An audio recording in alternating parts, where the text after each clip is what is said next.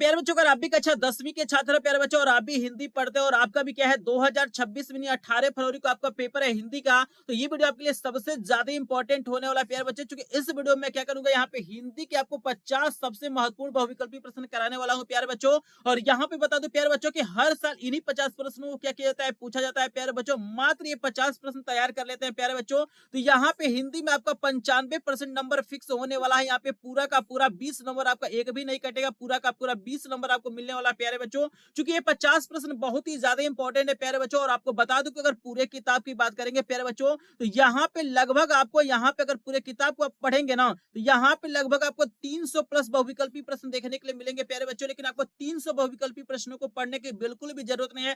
केवल और केवल यहाँ पे जो मैं 50 प्रश्न बता रहा हूँ इसको अगर देख लेते हैं प्यारे बच्चों, तो यहाँ पे हिंदी में क्या हो जाएगा प्यारे बच्चों, यहाँ पे 95% नंबर आपका यहाँ पे पक्का होने वाला है। क्योंकि इन्हीं प्रश्नों में से, बिल्कुल इन्हीं प्रश्नों में से कोई ना कोई प्रश्न क्या होगा बोर्ड परीक्षा में आपसे प्यारे बच्चों पूछा जाएगा। यहाँ पे एक एक प्रश्न का उत्तर बताऊंगा प्यारे बच्चों। तो यहाँ पे चलिए इस वीडियो को स्टार्ट करते हैं और हिंदी के ये 50 सबसे ज्यादा इंपॉर्टेंट प्रश्नों का सोल्यूशन आपको करा देते हैं और आपको बता देते हैं कि 18 फरवरी को कौन कौन सा प्रश्न आपके बोर्ड परीक्षा में आने वाला है। यहाँ पे प्यारे बच्चों देख सकते हैं पहला प्रश्न आपको यहाँ पे स्क्रीन पे आ गया है। पहला प्रश्न बहुत ही ज्यादा इंपॉर्टेंट है, वेरी वेरी इंपॉर्टेंट है प्यारे बच्चों। आपको बताना है कि मुंशी प्रेमचंद्र का विशेष महत्व किस रूप में है। यानी मुंशी प्रेमचंद्र जो है वो एक फेमस क्या है, उपन्यासकार है, निबंधकार है, नाटककार है या कवि है। तो प्यारे बच्चों आप लोग कमेंट सेक्शन में बताते रहिए, अपने आप को पहचानते रहिए कि क्या आपको ये प्रश्न तैयार है कि नहीं तैयार है। क्योंकि इन्हीं प्रश्नों में से कोई ना कोई 20 प्रश्न क्या होगा बोर्ड परीक्षा में आपसे पूछा जाएगा प्यारे बच्चों। तो यहाँ पे प्यारे बच्चों बता दो कि मुंशी प्रेमचंद्र क्या है, एक प्रसिद्ध उपन्यासकार है। तो यहाँ पे करेक्ट आंसर प्यारे बच्चों हमारा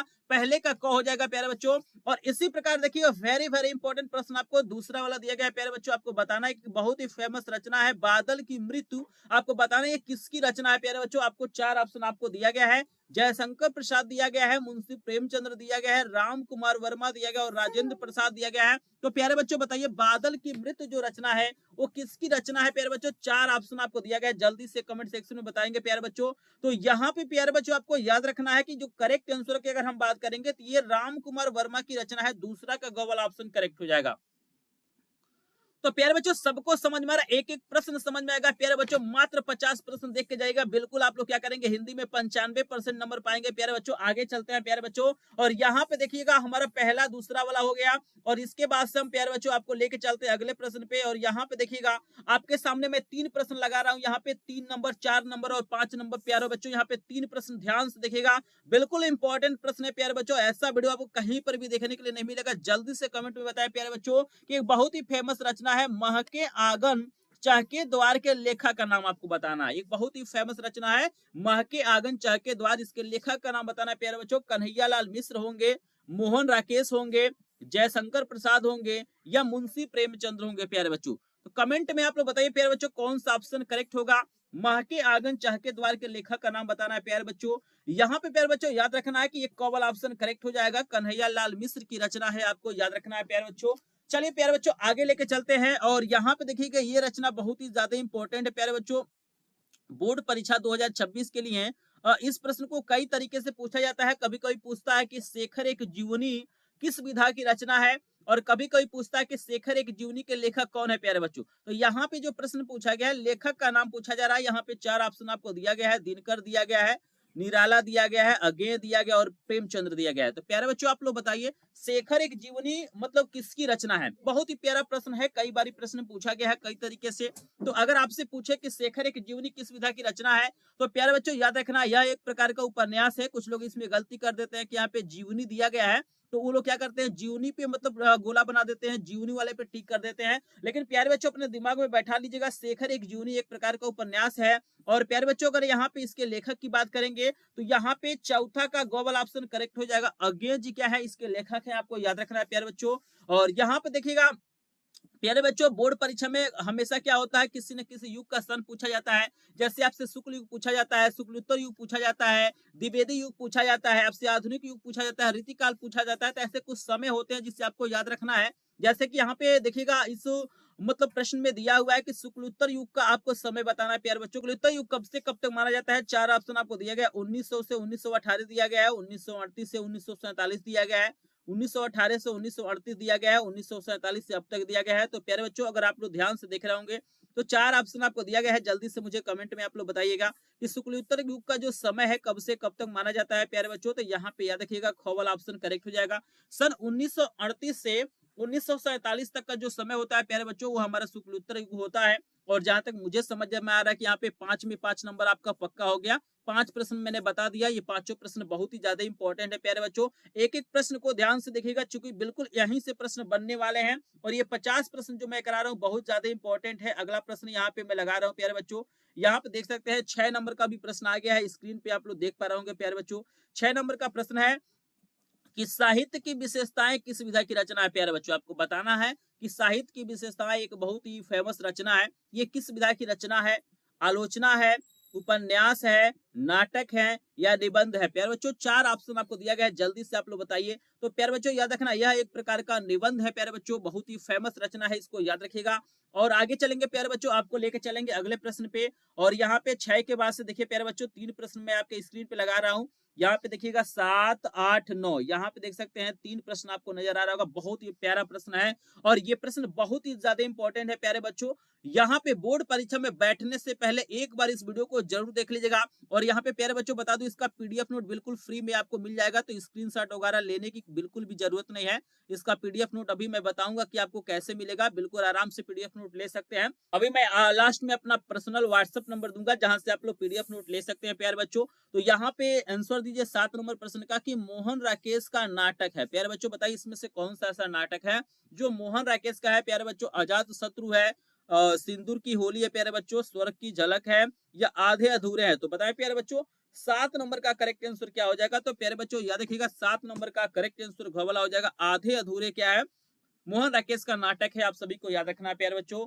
और प्यारे बच्चों अगला प्रश्न बहुत ही ज्यादा इंपॉर्टेंट है, वेरी वेरी इंपॉर्टेंट है प्यारे बच्चों। आपको बताना है कि गंगा लहरी रचना है, आपको बताना है जो गंगा लहरी रचना है वो किसका है प्यारे बच्चों। पद्माकर का है, निराला का है, भूषण का है या मुंशी प्रेमचंद्र का है। तो प्यारे बच्चों जल्दी से बताइए गंगा लहरी किसकी रचना है। 4 ऑप्शन आपको दिया गया है प्यारे बच्चों, जल्दी से कमेंट में आप लोग बताइए। तो याद रखिएगा ये जो गंगा लहरी रचना है पद्माकर की रचना है, क वाला ऑप्शन करेक्ट हो जाएगा। और ये प्रश्न तो कई बार पूछा गया है, 2025 में भी इस प्रश्न को पूछा गया है और हो सकता है कि 2026 में भी आपको ये प्रश्न रिपीट किया जाए। प्रश्न है कि बिहारी ने किस भाषा में काव्य रचना किया है। मतलब आपको ये बताना है कि जो बहुत ही फेमस आपके कवि हैं बिहारी जी, इन्होंने किस भाषा में काव्य रचना किया है। ब्रज भाषा में किया है, अवधी में किया है, भोजपुरी में किया है या खड़ी बोली में। तो प्यारे बच्चों आप लोग बताइए कौन सा ऑप्शन यहाँ पे करेक्ट हो जाएगा। तो याद रखिएगा प्यारे बच्चों बिहारी ने जो काव्य रचना किया है वो ब्रज भाषा में किया है, क वाला ऑप्शन करेक्ट हो जाएगा। आई होप आपको प्यारे बच्चों 9 प्रश्न तो यहाँ पे क्लियर हो गया होगा। 9 प्रश्न में कोई दिक्कत आपको नहीं होना चाहिए और आपको ये प्रश्न बिल्कुल अपने जबान पे याद कर लेना है, अपने दिमाग में बैठा लेना है। एक एक प्रश्न का उत्तर आपको पता होना चाहिए, क्योंकि जैसे ही पेपर आए तुरंत आप लोग क्या करिएगा इसका आंसर आप लोग यहाँ पे गोला बना देना है सही आंसर पे। तो चलिए प्यारे बच्चों आगे चलते हैं और आपको लेके चलेंगे प्यारे बच्चों। ये हो गया 9 नंबर का। और यहाँ पे प्यारे बच्चों अगर आप लोग देख पा रहे होंगे तो यहाँ पे आपको मैं 2 ही प्रश्न अभी दिखा रहा हूँ, क्योंकि 3 प्रश्न करूंगा तो यहाँ पे क्लियर आपको नहीं नजर आएगा। पहले 2 प्रश्न देखिए, 10 नंबर और 11 नंबर देखिए प्यारे बच्चों। 10 नंबर का प्रश्न क्या दिया हुआ है कि कवि भूषण की रचना नहीं है। ध्यान से पढ़िएगा, कभी भी प्यारे बच्चों पेपर को क्या करना जल्दीबाजी में नहीं पढ़ना है। जैसे यहाँ पे देखिएगा लिखा गया है कवि भूषण की रचना नहीं है। कुछ बच्चे इसको पढ़ेंगे तो सोचेंगे कवि भूषण की रचना नहीं, बिल्कुल यहाँ पे गलती नहीं करना है प्यारे बच्चों। यहाँ पे पूछा गया नहीं है, इसमें से कौन सी रचना है जो कवि भूषण की नहीं है। 4 ऑप्शन आपको दिया गया प्यारे बच्चों, रामचंद्रिका है, शिवराज भूषण है, छत्रसाल दशक है और शिवा बावनी है। तो जल्दी से आप लोग बताइए इसमें से कौन सी रचना है जो कवि भूषण की नहीं है। तो अगर आप लोग ध्यान से देखेंगे प्यारे बच्चों तो आपको मिलेगा कि क वाला ऑप्शन करेक्ट हो जाएगा, क्योंकि रामचंद्रिका बहुत ही फेमस रचना है, याद रखिएगा। और ये रचना किसका है, याद रखिएगा ये जो रचना है प्यारे बच्चों ये केशव दास की रचना है, आपको याद रखना है। रामचंद्रिका क्या है, ये केशव दास की रचना है प्यारे बच्चों, इसको भी याद रखिएगा, क्योंकि बहुत बार क्या किया गया बोर्ड परीक्षा में पूछा गया कि रामचंद्रिका किसकी रचना है प्यारे बच्चों, इसको याद रखिएगा। और अगला प्रश्न है प्यारे बच्चों की द्विवेदी युग किसके नाम पे पड़ा है। आप लोग द्विवेदी युग के बारे में जानते होंगे, बहुत बारी प्रश्न आता है द्विवेदी युग से संबंधित कवियों का, लेखकों का नाम पूछता है, कभी कभी पूछता है कि द्विवेदी युग से संबंधित रचना भी पूछ देता है। यहाँ पे पूछा गया है कि द्विवेदी युग का नाम किसके नाम पे पड़ा है। 4 ऑप्शन आपको दिया गया, हजारी प्रसाद द्विवेदी है, भारतेंदु हरिश्चंद्र है, महावीर प्रसाद द्विवेदी है, जयशंकर प्रसाद है। तो प्यारे बच्चों जल्दी से मुझे कमेंट में बताइए कि द्विवेदी युग किसके नाम पे पड़ा है, जल्दी से आप लोग कमेंट में बताएं प्यारे बच्चों। तो याद रखिएगा यहाँ पे करेक्ट आंसर गवाला हो जाएगा, महावीर प्रसाद द्विवेदी के नाम पे पड़ा है, आपको याद रखना है प्यारे बच्चों। तो यहाँ पे प्यारे बच्चों 11 प्रश्न मैंने बता दिया। जल्दी से प्यारे बच्चों बताएं कि 11 में से कितने प्रश्न आपको तैयार हो गए हैं या कितने प्रश्नों का आंसर आपने सही दिया है प्यारे बच्चों। एक बार कमेंट में सभी लोग बता देंगे प्यारे बच्चों। बिल्कुल यहाँ पे इंपॉर्टेंट प्रश्न है प्यारे बच्चों, एक एक प्रश्न को दिमाग में बैठा लेना है।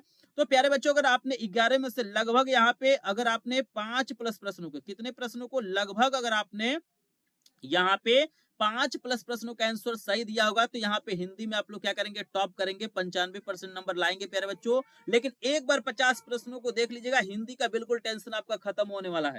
आगे लेके चलते हैं प्यारे बच्चों और आपको हम दिखा देते हैं 12 नंबर का प्रश्न। देखिए कितना प्यारा प्रश्न आपको दिया गया है प्यारे बच्चों की, किस कहानीकार की कहानियां मानसरोवर नाम से 8 भागों में संकलित है। आपको बताना है कि कौन सा ऐसे कहानीकार है जिसकी कहानियां मानसरोवर नाम से 8 भागों में संकलित है प्यारे बच्चों। तो यहाँ पे देखिए प्यारे बच्चों 4 ऑप्शन आपको दिया गया है, हजारी प्रसाद द्विवेदी दिया गया है, मुंशी प्रेमचंद्र दिया गया है, महावीर प्रसाद द्विवेदी दिया गया है, जयशंकर प्रसाद दिया गया है। तो आप लोग कमेंट में बताएं प्यारे बच्चों की कौन से ऐसे मतलब कहानीकार हैं। तो प्यारे बच्चों याद रखिएगा मुंशी प्रेमचंद्र यहाँ पे खबल ऑप्शन करेक्ट हो जाएगा प्यारे बच्चों। आई होप आपको प्रश्न समझ में आ रहा होगा। अभी मैं व्याकरण के भी सभी इंपोर्टेंट प्रश्न कराऊंगा, बिल्कुल आपको टेंशन नहीं लेना है। आगे चलते हैं प्यारे बच्चों और यहाँ पे हम लाते हैं आपको 13 नंबर, 14 नंबर और 15 नंबर। यहाँ पे देख पा रहे होंगे मतलब 3 प्रश्न एक साथ मैंने यहाँ पे लाया है। अगर आप लोग ध्यान से देखेंगे तो एक एक प्रश्न का आंसर बता देंगे, क्योंकि ये प्रश्न बहुत ही ज्यादा इंपॉर्टेंट है प्यारे बच्चों। प्रश्न है कि क्या भूलू क्या याद करूं किस विधा की रचना है। याद रखिएगा कभी कभी पूछता है कि क्या भूलू क्या याद करूं किसकी रचना है, तो ये जो रचना है हरिवंश राय बच्चन का है। और यहाँ पे विधा पूछा गया है, 4 ऑप्शन दिया गया है, संस्मरण दिया गया है, आत्मकथा दिया गया है, जीवनी दिया गया है और कहानी दिया गया है। तो प्यारे बच्चों आप लोग बताइए क्या भूलू के याद करूं किस विधा की रचना है। तो याद रखिए यह एक प्रकार का आत्मकथा है, खबल ऑप्शन करेक्ट हो जाएगा। और प्यारे बच्चों अगला प्रश्न ये भी बहुत ज्यादा इंपॉर्टेंट है कि बिहारी सतसई किसकी रचना है। बताइए प्यारे बच्चों बिहारी सतसई किसकी रचना है, पद्माकर की रचना है, बिहारी की रचना है, भूषण की रचना है या मतीराम की रचना है। बताएं सभी लोग कमेंट में बताइए बिहारी सतसई किसकी रचना है। तो बिहारी सतसई बिहारी जी की है, खबल ऑप्शन करेक्ट हो जाएगा प्यारे बच्चों। और अगला प्रश्न है, अभी मैंने बताया है कि ये वेरी वेरी इंपॉर्टेंट प्रश्न है। देखिए आपके सामने ये प्रश्न भी आ गया कि रामचंद्रिका किसकी रचना है। बताएं प्यारे बच्चों अगर आपने वीडियो को ध्यान से देखा होगा तो आपको मैंने बताया है कि रामचंद्रिका किसकी रचना है। केशव दास की रचना है, बिहारी की रचना है, भूषण की रचना या मतीराम की है। बताएं सभी लोग बताइए कमेंट सेक्शन में। तो ये केशव दास की रचना है, 15 का कोवल ऑप्शन करेक्ट हो जाएगा प्यारे बच्चों। आगे लेके चलते हैं प्यारे बच्चों और आपको हम दिखाते हैं अगला प्रश्न। और अगला प्रश्न आपके सामने 15 के बाद से आने वाला है। यहाँ पे देख सकते हैं प्यारे बच्चों 16 नंबर और 17 नंबर का प्रश्न आ गया है आपके स्क्रीन पे। बहुत ही प्यारा बहुत ही ज्यादा इंपॉर्टेंट प्रश्न, बोर्ड परीक्षा में बिल्कुल यही प्रश्न आने वाला है प्यारे बच्चों। प्रश्न है कि चिंतामणि के रचयिता है। आपको बताना है कि बहुत ही फेमस रचना है, हर बार पूछा जाता है कि चिंतामणि के रचयिता कौन है प्यारे बच्चों। 4 ऑप्शन आपको दिया गया है, राम कुमार वर्मा दिया गया है, जयशंकर प्रसाद, आचार्य रामचंद्र शुक्ल, राजेंद्र प्रसाद। तो बताएं प्यारे बच्चों कौन सा ऑप्शन करेक्ट होगा, चिंतामणि किसकी रचना है। तो प्यारे बच्चों याद रखना घ वाला ऑप्शन करेक्ट हो जाएगा, चिंतामणि आचार्य रामचंद्र शुक्ल की रचना है। और अगला प्रश्न है प्यारे बच्चों के हरिवंश राय बच्चन द्वारा लिखी आत्मकथा के 4 भागों में सम्मिलित नहीं है। मतलब इन्होंने जो आत्मकथा लिखा है वो 4 भागों में है। तो बताना इसमें कौन सा ऐसा भाग है जो उसमें सम्मिलित नहीं है। मेरी आत्म कहानी है, क्या भूलू क्या याद करूं है, बसेरे से दूर है या नीर का मार्केट। तो बताएं प्यारे बच्चों कौन सा ऑप्शन करेक्ट होगा। तो यहाँ पे याद रखिएगा कोवल ऑप्शन करेक्ट हो जाएगा, मेरी आत्मकथा इसमें शामिल नहीं है, याद रखना है प्यारे बच्चों। और यहाँ पे प्यारे बच्चों आपको लेकर चलते हैं 18 नंबर प्रश्न पे। और यहाँ पे देखिए 18 नंबर का प्रश्न आपको कितना ज्यादा इंपॉर्टेंट दिया गया है प्यारे बच्चों। और ये एक ऐसा प्रश्न है जो हर साल पूछा गया, मतलब कोई भी ऐसा साल नहीं है जब ये प्रश्न नहीं आया हो। आपसे पूछा जाएगा कि हंस पत्रिका के संपादक कौन थे। आपको बताना है कि जो हंस पत्रिका है ये बहुत ही फेमस पत्रिका है, याद रखिएगा। और आपको बताना है कि इसके संपादक कौन है, मुंशी प्रेमचंद्र है, निराला है, महादेवी वर्मा है या जल्दी से बताइए कौन सा ऑप्शन करेक्ट होगा। प्यारे बच्चों यहाँ पे कवल ऑप्शन करेक्ट है, ये मुंशी प्रेमचंद्र की पत्रिका है, आपको याद रखना है। चलिए आगे चलते हैं प्यारे बच्चों। और यहाँ पे 18 के बाद से जो अगला प्रश्न आएगा बहुत ही ज्यादा इंपॉर्टेंट दिया गया है प्यारे बच्चों। और यहाँ पे देखिएगा 19 और 20 प्रश्न को ध्यान से देखिएगा प्यारे बच्चों। यहाँ पे 19 नंबर का प्रश्न है तार सप्तक से रिलेटेड। और प्यारे बच्चों यहाँ पे एक आपको इंपॉर्टेंट पॉइंट बता दूं कि तार सप्तक से रिलेटेड यहाँ पे 101% की मैं गारंटी देता हूं कि कोई ना कोई प्रश्न बोर्ड परीक्षा में आता है प्यारे बच्चों। यहाँ पे मैं बता देता हूं कि कितने तरह के प्रश्न बनते हैं तार सप्तक में। तो एक तो प्रश्न ये हो गया कि तार सप्तक के कवियों को अगेन क्या कहकर संबोधित किया है। इसके बाद आता है कि तार सप्तक यानी प्रथम तार सप्तक का संपादन कब हुआ था। याद रखिएगा यहाँ पे 4-5 तरीके के प्रश्न पूछता है आपको। पहला पूछेगा कि पहला तार सप्तक कब प्रकाशित हुआ था, फिर पूछेगा कि दूसरा कब प्रकाशित हुआ था, फिर पूछेगा तीसरा कब प्रकाशित हुआ था, और फिर पूछता है कि इसका प्रकाशन किसने किया था। देखिएगा 1, 2, 3, 4 और एक हो गया 5, यानी 5 तरीके का प्रश्न बोर्ड परीक्षा में पूछा जाएगा प्यारे बच्चों। और यहाँ पे एकदम 100% यहाँ पे नहीं 101% कन्फर्म है कि एक प्रश्न आता है। और यहाँ पे प्यारे बच्चों यहाँ पे देखिएगा सबसे पहले यहाँ पे 19 नंबर का प्रश्न पूछा गया है कि भाई तार सप्तक के कवियों को अगेन मतलब आपको याद रखना है कि तार सप्तक का संपादन किसने किया है, अगेन जी किए हैं। अगर प्रथम तार सप्तक की बात करेंगे तो ये 1943, यहाँ पे हम थोड़ा सा कलर चेंज कर देते हैं। यहाँ पे याद रखिएगा अगर हम लोग प्रथम तार सप्तक के प्रकाशन की बात करेंगे तो 1943 में पहला वाला जो तार सप्तक हुआ था प्रकाशन 1943 में, दूसरा वाला हुआ था 1900 आपका यहाँ पे 51 में, और तीसरा हुआ था 1959 में हुआ था। ठीक है ना, 1959 में। तो ये तीनों सन याद रखिएगा 1943, ठीक है ना, 1951 और 1959, यहाँ पे ये तीनों तार सप्तक का संपादन हुआ था। एक बार स्क्रीन पे भी मैं लगा देता हूँ, आप लोग ध्यान से देख लीजिएगा। और आप लोग ये भी याद रखिएगा कि तार सप्तक के संपादक कौन है, अज्ञेय जी हैं। कौन है, इसको भूलना नहीं है, अज्ञेय जी हैं। ठीक है ना, तो ये 4-5 प्रश्न है जो हमेशा बोर्ड परीक्षा में पूछे जाते हैं, तो इसको याद रखिएगा प्यारे बच्चों।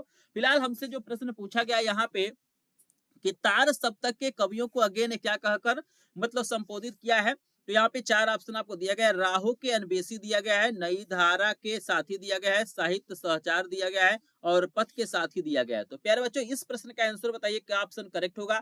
तो प्यारे बच्चों यहाँ पे कवर ऑप्शन करेक्ट है, राहो के अनबेसी बोला गया है, याद रखना है। और अगला प्रश्न है 20 नंबर का कि पुष्प की अभिलाषा शीर्षक कविता किस काव्य संग्रह से ली गई है, बताइए। पुष्प की अभिलाषा ये जो कविता है ये किस शीर्षक से ली गई है, तो प्यारे बच्चों याद रखना है यहाँ पे युगचारण हो जाएगा, खवल ऑप्शन करेक्ट है प्यारे बच्चों। अब जल्दी से मुझे बताएं प्यारे बच्चों 20 में से कितने प्रश्न आपको तैयार हो गए हैं, यानी कितने प्रश्नों का आंसर आपने सही दिया है, तो जल्दी से कमेंट में बताइए प्यारे बच्चों। तो अगर यहाँ पे प्यारे बच्चों बता दो अगर 20 में से लगभग आपने 10 प्रश्न भी आपने तैयार कर लिया है, तो यहाँ पे आप लोग हिंदी में क्या करेंगे, यहाँ पे 70 में 70 नंबर भी पा सकते हैं प्यारे बच्चों। तो यहाँ पे आप लोग कमेंट सेक्शन में जरूर बताइएगा। और यहाँ पे प्यारे बच्चों आगे आपको लेके चलते हैं अगले प्रश्न पे, और यहाँ पे 20 के बाद से प्यारे बच्चों आपको दिखाते हैं 21 नंबर का प्रश्न।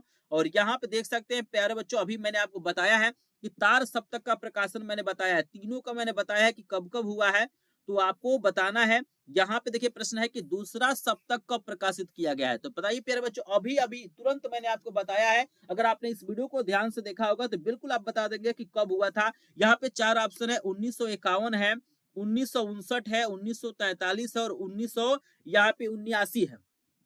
तो बताइए कौन सा ऑप्शन करेक्ट होगा। तो दूसरा वाला हुआ था आपका 1951 में, कौन ऑप्शन करेक्ट हो जाएगा।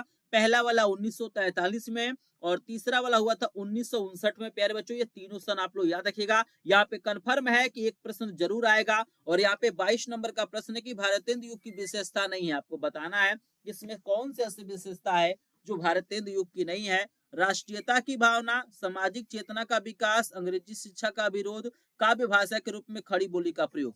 तो बताएं प्यारे बच्चों कौन सी ऐसी विशेषता है जो भारतेंदु युग की नहीं है, तो यहाँ पे घ वाला ऑप्शन करेक्ट हो जाएगा। काव्य भाषा के रूप में खड़ी बोली का प्रयोग इस युग में नहीं हुआ था, आपको याद रखना है प्यारे बच्चों। आगे चलते हैं प्यारे बच्चों, और यहाँ पे हम आपको लेके चलते हैं 22 के बाद से 23 नंबर और 24 नंबर का प्रश्न करा देते हैं प्यारे बच्चों। देखिए कितना शानदार, कितना ज्यादा इंपॉर्टेंट प्रश्न दिया गया है। प्रश्न दिया गया कि आंसू किसकी रचना है, बताइए। बहुत ही फेमस रचना है, बहुत ही ज्यादा ये बोर्ड परीक्षा में पूछा जाता है। आंसू हो गया, कमायनी हो गया, चिंतामणि हो गया, रश्मि रथी हो गया, ठीक है ना, रस मीमांसा हो गया। ये जो कुछ मतलब रचनाएं हैं जो बोर्ड परीक्षा में हमेशा पूछे जाते हैं। अगर आप चाहते हैं कि जो रचनाएं हैं जो आपसे बोर्ड परीक्षा में पूछी जाएंगी उसमें आपका नंबर 9 कम हो, तो प्यारे बच्चों आपके पाठ में जैसे गद्य और पद्य में जितने भी लेखक या कवि हैं उनकी रचनाओं को आप लोग जरूर तैयार कर लीजिएगा, क्योंकि बोर्ड परीक्षा में जो आपके चैप्टर के, जो आपके पाठ के मतलब कवि लेखक हैं उनकी रचनाओं को सबसे ज्यादा पूछा जाता है। तो जितने भी कवि और लेखक आपकी किताब में हैं उनकी रचनाओं को एक बार जरूर तैयार कर लीजिएगा, एक बार जरूर देख लेंगे प्यारे बच्चों। और यहाँ पे देखिए 4 ऑप्शन आपको दिया गया है, जयशंकर प्रसाद है, श्रीधर पाठक है, सियाराम शरण गुप्त है, हरिऔध है। तो प्यारे बच्चों बताइए 23 का करेक्ट आंसर क्या हो जाएगा? तो यहाँ पे जयशंकर प्रसाद की रचना है, ठीक है ना। चलिए आगे चलते हैं। अगला प्रश्न है कि सेवा सदन उपन्यास के लेखक का नाम बताना है प्यारे बच्चों, बताइए।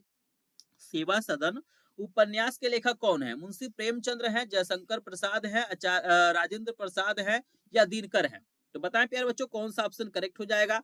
तो यहाँ पे प्यारे बच्चों बता दो कि यहाँ पे ये सेवा सदन मुंशी प्रेमचंद्र की रचना है, ये उपन्यास है, आपको याद रखना है। 24 का करेक्ट आंसर आपको पता चल गया। प्यारे बच्चों आगे लेके चलते हैं, एक एक प्रश्न को ध्यान से देखिएगा, चूंकि इसके बाद से व्याकरण के भी प्रश्न आएंगे। तो यहाँ पे देख लीजिए, अब इसके बाद से व्याकरण के ही प्रश्न आ रहे हैं। जैसे कि यहाँ पे एक प्रश्न दिया गया है कि ऋतुकाल का समय कब से कब तक माना जाता है। बहुत ही इंपॉर्टेंट प्रश्न है प्यारे बच्चों। ऋतुकाल का समय आपको बताना है 1643 से 1843 तक, 1343 से 1643 तक, 743 से 1343 तक या 1843 से अब तक। बताइए प्यारे बच्चों ऋतुकाल का समय कब से कब तक। तो ऋतुकाल का समय माना जाता है 1643 से 1843 तक। क्लियर है सभी को। चलिए यहाँ पे 25 मैंने इंपॉर्टेंट प्रश्न कराया हिंदी के गद्य और पद्य के इतिहास में प्यारे बच्चों। अब आपको मैं 25 प्रश्न कराने जा रहा हूँ व्याकरण का, यानी हिंदी ग्रामर का प्रश्न कराने जा रहा हूँ, जो सबसे ज्यादा इंपॉर्टेंट है प्यारे बच्चों। मात्र यहाँ पे 50 प्रश्न देख के जाइएगा, बोर्ड परीक्षा में आप लोग टॉप करके आएंगे हिंदी में प्यारे बच्चों। यहाँ पे याद रखना है, ठीक है ना। और चलिए यहाँ पे अगला प्रश्न है कि करुण रस का अस्थाई भाव बताइए प्यारे बच्चों। करुण रस देखिएगा, पेपर में मात्र 2 ही रस आपको पढ़ना है। पहला आपको पढ़ना है करुण रस पढ़ना है, और दूसरा आपको पढ़ना है प्यारे बच्चों हास्य रस पढ़ना है। और यहाँ पे प्यारे बच्चों बता दूं कि यहाँ पे 2 ही तरह के प्रश्न आते हैं।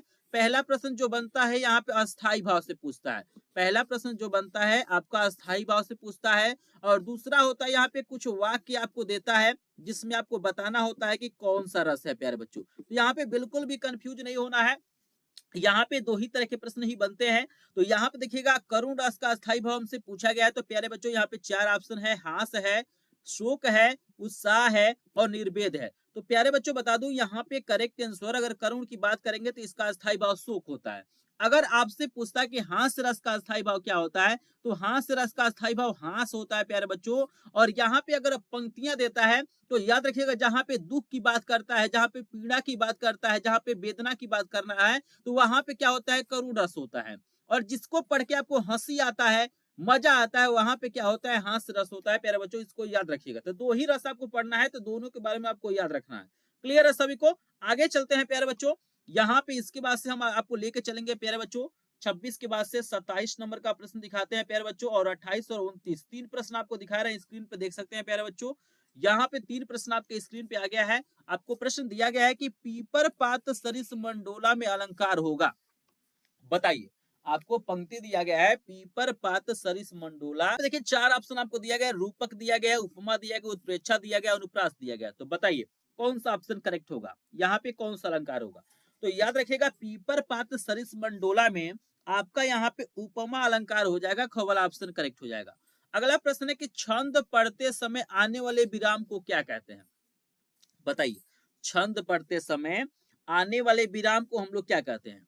मात्रा कहते हैं, लय कहते हैं, गति कहते हैं या यति कहते हैं। बताइए प्यारे बच्चों कौन सा ऑप्शन करेक्ट होगा। तो याद रखिएगा प्यारे बच्चों यहाँ पे घ वाला ऑप्शन करेक्ट हो जाएगा, उसे यति बोला जाता है, घ वाला ऑप्शन करेक्ट है। और अगला प्रश्न है कि रोला छंद में कुल कितने चरण होते हैं। ये वेरी वेरी इंपॉर्टेंट है, हर साल बोर्ड परीक्षा में पूछा जाता है, और इस बार 2026 में भी ये प्रश्न देखने के लिए मिल जाएगा। तो आपको बताना है कि रोला छंद में कुल कितने चरण होते हैं। 2 चरण होते हैं, 3 चरण होते हैं, 4 चरण होते हैं, 5 चरण होते हैं। बताइए सभी लोग। तो याद देखिएगा रोला छंद में क्या होते हैं, 4 चरण होते हैं, ग वाला ऑप्शन करेक्ट हो जाएगा। क्लियर हो रहा है सभी को। आगे चलिए आपको लेके चलते हैं प्यारे बच्चों 29 के बाद से आपके सामने आ गया 30 नंबर का प्रश्न। और यहाँ पे देखिए 30 नंबर का जो प्रश्न है बहुत ही ज्यादा इंपॉर्टेंट है प्यारे बच्चों। यहाँ पे तो 4 नंबर का ऑप्शन सही था। यहाँ पे पूछ रहा है कि सोठा छंद के दूसरे और चौथे चरण में कितनी मात्राएं होती है। बताइए, सोठा छंद के दूसरे और चौथे चरण में कितनी मात्राएं होती है। 11 मात्राएं, 12 मात्राएं, 13 मात्राएं, 16 मात्राएं। बताइए कमेंट में। तो यहाँ पे याद रखिएगा, अगर यहाँ पे हम करेक्ट आंसर की बात करेंगे तो क वाला हो जाएगा 11 मात्राएं होती हैं। तो आपको थोड़ा सा क्या करना है ना, जैसे 2 ही आपका छंद पढ़ना है, एक तो रोला पढ़ना है, एक तो सोरठा पढ़ना है। इसमें विशेष तौर पे आपको चरण पता होना चाहिए कि कितने चरण होते हैं। हाँ, जहां तक हमको लग रहा है कि दोनों में 4-4 चरण होते हैं। फिर आपको पता होना चाहिए कि कितनी मात्राएं होती, जैसे पहले चरण में कितनी मात्राएं होती है, दूसरे में कितनी होती है, तीसरे में कितनी होती है, चौथे में कितनी होती है, कौन सम्मात्रिक होता है, कौन अर्ध सम्मात्रिक होता है। जैसे सोरठा जो होता है आपका अर्ध सम्मात्रिक है, अरोला जो होता है वो सम्मात्रिक है। कभी कभी पूछता है कि दोहा का ठीक उल्टा क्या होता है, तो दोहा का उल्टा क्या होता है, यहाँ पे सोरठा होता है। तो ऐसे कुछ प्रश्न हैं जिसे क्या करना चाहिए, आपको याद करना चाहिए। और ऐसे ही प्रश्न क्या होते हैं बोर्ड परीक्षा में पूछे जाते हैं प्यारे बच्चों। तो आगे चलते हैं प्यारे बच्चों और आपको हम दिखा देते हैं यहाँ पे 30 के बाद से 31 नंबर का प्रश्न। और यहाँ पे देखिएगा बोर्ड परीक्षा में वाक्य से रिलेटेड भी प्रश्न पूछे जाते हैं और शब्द से रिलेटेड भी प्रश्न पूछे जाते हैं। जैसे कि देख सकते हैं आपको यहाँ पे प्रश्न दिया गया है कि रचना के आधार पर वाक्य के कितने भेद होते हैं। बताइए, रचना के आधार पे वाक्य के कितने भेद होते हैं। एक भेद होते हैं, दो भेद होते हैं, तीन भेद होते हैं या चार भेद होते हैं। बताइए सभी, 31 का करेक्ट आंसर सभी लोग बताइए। तो प्यारे बच्चों याद रखना है कि यहाँ पे रचना के आधार पे जो वाक्य के भेद होते हैं वो तीन होते हैं। ठीक है ना, स्क्रीन पे भी मैं लगा देता हूं, देख सकते हैं ये तीनों भेद आपको दिखाई दे रहा होगा। और यहाँ पे देखिएगा फिर पूछा जा रहा है कि अर्थ के आधार पे वाक्य के कितने भेद होते हैं। 4 होते हैं, 8 होते हैं, 2 होते हैं या 5 होते हैं। बताइए अर्थ के आधार पे बताइए कितने भेद होते हैं। तो यहाँ पे याद रखिए 8 भेद होते हैं, ख वाला ऑप्शन करेक्ट हो जाएगा। तो यहाँ पे भेदों को याद रखना है, वाक्य के प्रकार को याद रखना है। और यहाँ पे देखिएगा इसके अलावा आपसे ये भी पूछा जाता है कि मतलब कुछ वाक्य देगा और आपसे पूछेगा कि ये किस प्रकार का वाक्य है। ठीक है ना प्यारे बच्चों, तो यहाँ पे चलिए आगे लेके चलते हैं और हम आपको दिखाते हैं अगला प्रश्न। तो यहाँ पे देखिएगा 32 हो गया और 32 के बाद से देखिएगा प्यारे बच्चों 33 नंबर का प्रश्न आपके स्क्रीन पे आ गया है। और यहाँ पे ध्यान से देखिए क्या बोल रहा है, यहाँ पे कुछ वाक्य दिया गया। क्या दिया गया है, सूरज निकला और चारों ओर प्रकाश फैल गया। देख रहे हैं ना भाई, हमारा सूरज जो था वो निकला है, कन्फर्म है भाई जब सूरज निकलेगा तो प्रकाश आएगा ही। यहाँ पे पूछ रहे किस प्रकार का वाक्य है, सरल वाक्य है, संयुक्त वाक्य है, मिश्रित वाक्य या प्रश्नवाचक है। बताइए सूरज निकला और चारों ओर प्रकाश फैल गया, तो इसमें किस प्रकार का वाक्य है। तो अगर आप लोग ध्यान देंगे तो यहाँ पे एक वाक्य ये हो गया और एक वाक्य ये हो गया, दोनों को जोड़ा गया तो ये संयुक्त वाक्य बोला जाएगा। इसको क्या बोलेंगे, संयुक्त वाक्य बोलेंगे। ख वाला ऑप्शन क्या हो जाएगा, करेक्ट हो जाएगा। क्लियर है सभी को। चलिए यहाँ पे ख वाला ऑप्शन करेक्ट है। और अगला प्रश्न है देखिए वॉच से रिलेटेड वेरी वेरी इंपॉर्टेंट प्रश्न है। 2026 बोर्ड में ये प्रश्न आएगा कि वॉच के कितने भेद होते हैं, चाहे वॉच के कितने प्रकार होते हैं प्यारे बच्चों। तो याद रखिएगा प्यारे बच्चों वॉच के यहाँ पे आपको कितने प्रकार बताना है। ऑप्शन 4 है, 2 है, 3 है, 5 है और 4 है। तो बताइए वॉच के कितने प्रकार होते हैं प्यारे बच्चों, कमेंट में बताएंगे। तो वॉच के होते हैं 3 प्रकार, कर्ता वॉच, कर्म वॉच और भाव वॉच। याद रखिएगा। तो पहला तो इसका प्रकार, और फिर पूछता है जैसे देखिएगा अगला प्रश्न हम पहले लगा देते हैं तब आपको समझाते हैं कि और किस किस तरह का प्रश्न पूछता है बोर्ड परीक्षा में।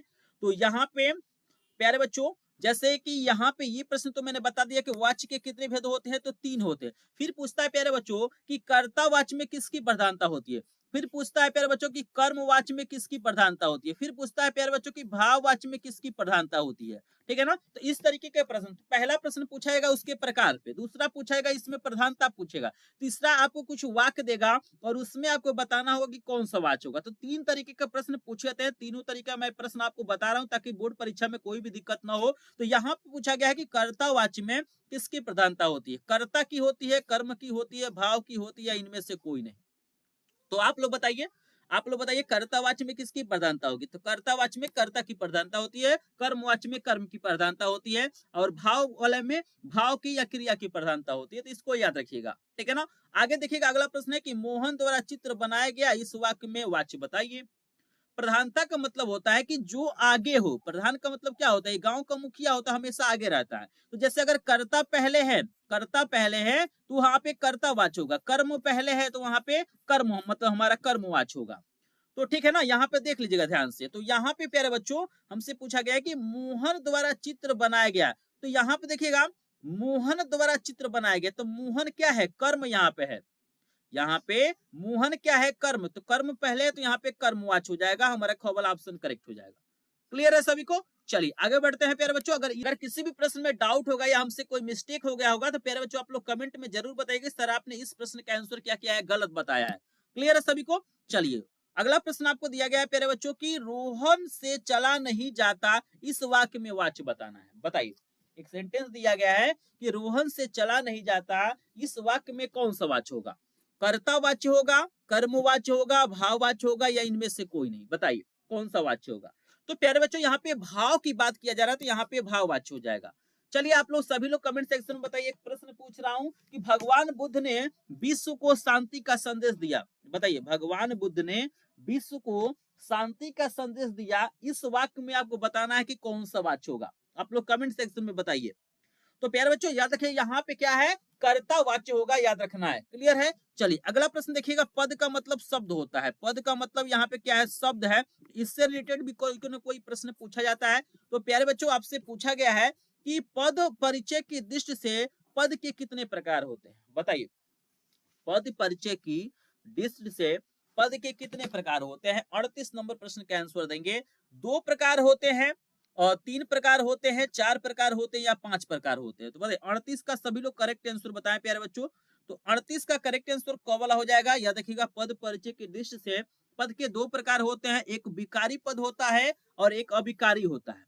क्लियर है सभी को? जैसे प्रश्न पूछा गया कि विकारी पद कितने प्रकार के होते हैं? बताइए जो विकारी पद होते हैं कितने प्रकार के होते हैं? 3 प्रकार के, 6 प्रकार के, 4 प्रकार के, या 8 प्रकार के? बताइए आप लोग कमेंट में, बताइए जल्दी। 39 का करेक्ट आंसर हो जाएगा 4 प्रकार का होगा, गो वाला ऑप्शन करेक्ट हो जाएगा। क्लियर है सभी को? आगे बढ़ते हैं 39 की बात से प्यारे बच्चों। हम आपको दिखा देते हैं यहाँ पे 40 नंबर का प्रश्न और 41 नंबर का और 42 नंबर का 3 प्रश्न एक साथ आपको स्क्रीन पे लगा रहे हैं। और ये देखिए तीनों प्रश्न बेहद ही इंपॉर्टेंट है प्यारे बच्चों, बिल्कुल ध्यान से इसका आंसर देना है। प्रश्न है कि निम्नलिखित में से अभिकारी शब्द है। बताइए कौन सा ऐसा शब्द है जो अभिकारी होगा? बालक है, पुस्तक है, निकट है, या पुराना है? बताइए कौन सा ऑप्शन करेक्ट होगा?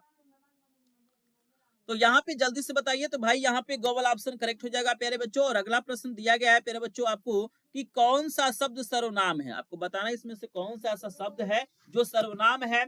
मोहन है, बागीचा है, तुम है, या सच्चाई है? इसमें बताइए कौन सा ऐसा शब्द है जो आपका सर्वनाम है। तो याद रखिएगा यहाँ पे क्या हो जाएगा? गो वाला ऑप्शन करेक्ट है, तुम क्या है? सर्वनाम है।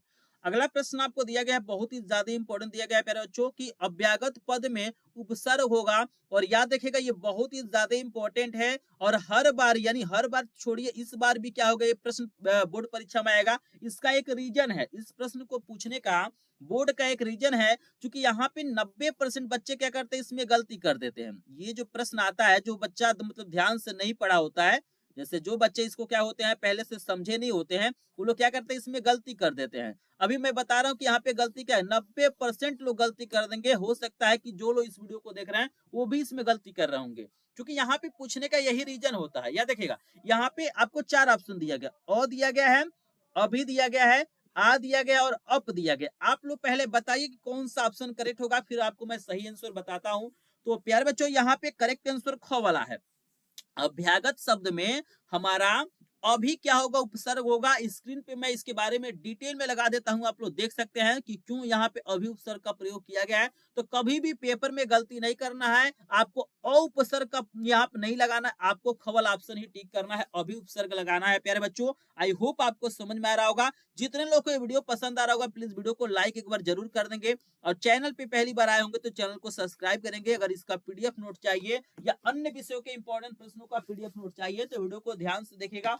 अभी लास्ट में अपना पीडीएफ नोट दूंगा, जहां से आप लोग फ्री में इसका मतलब पीडीएफ नोट ले सकते हैं। तो चलिए आगे चलते हैं प्यारे बच्चों, और आपको कराते हैं अगला प्रश्न। और अगला प्रश्न देखिएगा 42 के बाद से आएगा आपके सामने, यहाँ पे 43 नंबर का करा देते हैं, फिर आगे बढ़ेंगे। और यहाँ पे देखिए 43 नंबर का है कि उपहार शब्द में प्रयुक्त उपसर्ग है। आपको बताना है कि उपहार शब्द में कौन सा उपसर्ग होगा। तो यहाँ पे उप हो जाएगा, गोवल ऑप्शन करेक्ट है प्यारे बच्चों। आगे लेके चलते हैं आपको 43 के बाद से प्यारे बच्चों 44 नंबर का प्रश्न। 44, 45, 46, चलिए 3 प्रश्न एक साथ लगाते हैं स्क्रीन पे। और यहाँ पे प्यारे बच्चों आपको बताना है कि निर्गुण शब्द में कौन सा उपसर्ग प्रयोग हुआ है। बताइए प्यारे बच्चों 4 ऑप्शन आपको दिया गया है, और चारों ऑप्शन देख रहे हैं कितना शानदार डाला गया है। ये चारों ऑप्शन बहुत ही शानदार डाला गया है। बताइए कौन सा ऑप्शन करेक्ट होगा। तो यहाँ पे गौवल ऑप्शन करेक्ट हो जाएगा प्यारे बच्चों। और अगला प्रश्न है कि नीलकंठ शब्द में आपको समास बताना है। बताइए बहुत ज्यादा पूछा गया है कि नीलकंठ शब्द में कौन सा समास होगा। तो प्यारे बच्चों बताइए द्वंद्व समास है, द्विगु समास है, कर्मधारय है, या बहुव्रीहि है? बताएं सभी लोग। तो यहाँ पे बहुब्रीहि हो जाएगा, घ वाला ऑप्शन करेक्ट है। और अगला प्रश्न, ये तो बिल्कुल आपके पेपर में छप चुका है, जो 2026 का बोर्ड का पेपर है उसमें छप चुका है कि माता पिता में समास आपको बताना है। आपको बताना है कि माता पिता में कौन सा समास होगा, द्वंद्व समास होगा, द्विगु समास होगा, कर्मधारय होगा या बहुब्रीहि होगा। तो याद रखिएगा यहाँ पे क्या हो जाएगा, अगर हम माता पिता की बात करेंगे तो यहाँ पे हो जाएगा द्वंद्व समास हो जाएगा प्यारे बच्चों। आगे चलिए आपको लेकर चलते हैं 46 के बाद से आपके सामने 47 नंबर का प्रश्न आ गया है। यहाँ पे देख सकते हैं 47 और 48 दो प्रश्न आपको मैं दिखा रहा हूँ। यहाँ पे देखिएगा 47 और 48 दो प्रश्न, ध्यान से देखिएगा क्या दिया हुआ है, ध्यान से देखिए। प्रश्न है कि देव नदी का तत्सम रूप है, बोर्ड परीक्षा में तत्सम रूप भी पूछा जाता है। तो बताइए देव नदी का तत्सम रूप क्या होगा, यमुना होगा, सरयू होगा, गंगा होगा या सरस्वती होगा। चारों ऑप्शन में बताइए कौन सा ऑप्शन करेक्ट। तो गंगा हो जाएगा, बादल का पर्यायवाची शब्द नहीं है, ध्यान से देखिएगा बादल का पर्यायवाची शब्द नहीं है। चार ऑप्शन है, नीरद है, अम्बुद है, जलद है, जलज है। बताएं आप लोग जल्दी से बताइए कौन सा ऐसा शब्द है जो गंगा का पर्यायवाची नहीं होगा। तो यहाँ पे याद रखिएगा घ वाला ऑप्शन करेक्ट है। जलज का मतलब क्या होता है, यहाँ पे कमल होता है, इसका क्या मतलब होता है, कमल होता है। तो ये क्या है, बादल का पर्यायवाची नहीं है, तो घ वाला ऑप्शन करेक्ट है। चलिए प्यारे बच्चों आगे आपको लेके चलते हैं और यहाँ पे हम दिखा देते हैं इसके बाद से आपके सामने 49 नंबर का। 49 के बाद से आपको हम दिखाएंगे 50 नंबर का। तो यहाँ पे घ वाला ऑप्शन सही था। ये है युष्मद शब्द की सप्तमी विभक्ति एक वचन का रूप। यहाँ पे संस्कृत वाला भी जो विभक्ति और वचन पे आधारित प्रश्न आता है ये भी बोर्ड परीक्षा में आता है। तो बताइए सप्तमी विभक्ति एक वचन का रूप क्या होगा। तो यहाँ पे देखिएगा 49 का करेक्ट आंसर त्वेवी हो जाएगा। यहाँ पे ग वाला ऑप्शन करेक्ट है प्यारे बच्चों। तो 49 नंबर का प्रश्न आपको क्लियर हो गया। आगे चलिए हम लास्ट प्रश्न दिखाते हैं। इस वीडियो का लास्ट प्रश्न आपके सामने दिया गया है, वेरी वेरी इंपॉर्टेंट प्रश्न आपको दिया गया है कि ताभ्य शब्द में वचन और विभक्ति बताना है। चार ऑप्शन आपको दिया गया है, चतुर्थी विभक्ति एक वचन, द्वितीय विभक्ति बहुवचन, पंचमी विभक्ति द्विवचन और इनमें से कोई नहीं। तो प्यारे बच्चों यहाँ पे बता दूं ना, ये जो प्रश्न है आपका ये होमवर्क रहेगा, ये आपका होमवर्क है। इस प्रश्न का उत्तर क्या करना है प्यारे बच्चों, मुझे कमेंट सेक्शन में बताना है। तो जितने लोग इस वीडियो को ध्यान से देखे होंगे कमेंट में इसका आंसर बताएंगे कि 50 का करेक्ट आंसर क्या हो जाएगा। और प्यारे बच्चों यहाँ पे बता दूं कि जितने लोग इस वीडियो को लाइक नहीं किए होंगे प्लीज वीडियो को लाइक कर देंगे।